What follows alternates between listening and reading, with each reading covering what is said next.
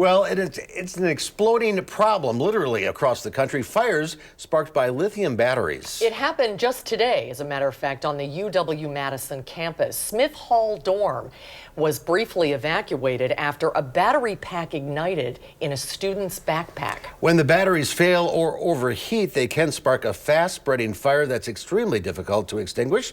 So what should you do if it happens to you? Lieutenant Jarad Schmitt from the Madison Fire Department joins us. Jarad, Lieutenant, thanks for being with us today. Nice to see you. So we're talking about batteries in phones and laptops and dozens of things. They're ubiquitous now. They're kind of all over the place now. Mm-hmm. So what's the problem?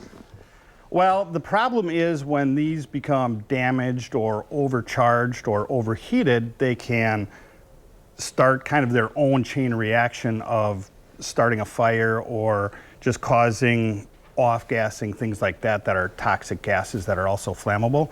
So the biggest thing is storing them and overcharging them in homes and garages. If they do spark a fire, why are they so difficult to extinguish? You can't put water on a lithium battery fire, or can you? You can put water on a lithium battery fire, not necessarily just a plain lithium fire. They're totally different things. But the lithium battery fires, what they do is they produce so much heat, it takes so much water to extinguish them, and they kind of perpetuate their own chain reaction and just keep going until all of the energy and material is used up for burning. So what do you do? How do you put the fire out?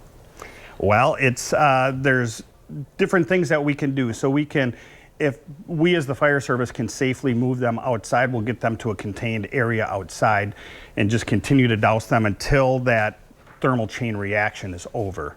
Until then, it's just a matter of putting water on it and, keep going with what we're doing. You can't smother it or anything? Or, I mean, if it happens in your house and you're waiting for the fire department to get there.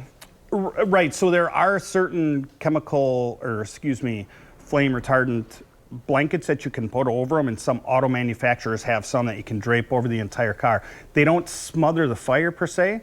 They can continue to burn because they kind of produce their own oxygen and everything that they need to keep going. So they're difficult to smother. The best thing you can do is to cool them down. A lot of water. A lot of water. So what's your advice for people watching now and their devices at home? Well, number one, don't charge them unattended. So if you're going to charge your laptop, Chromebook, e-bikes, things like that, don't plug them in when you go to work and leave for the day. What you want to do is you want to kind of be there to monitor them. If they start making noise, start smelling, if the battery pack itself looks distorted or damaged, that's a good sign to unplug it and get it out of your home.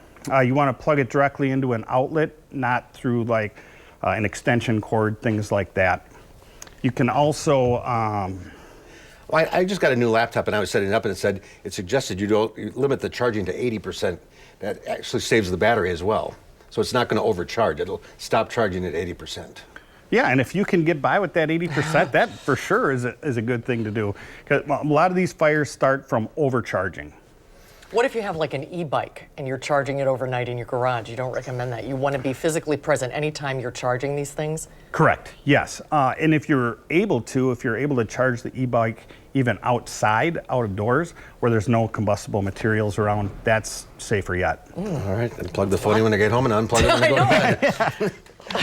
It's a lot to think about. Jarad, thanks for being with us today. Great information, important information. Thank you so much. Have a good weekend.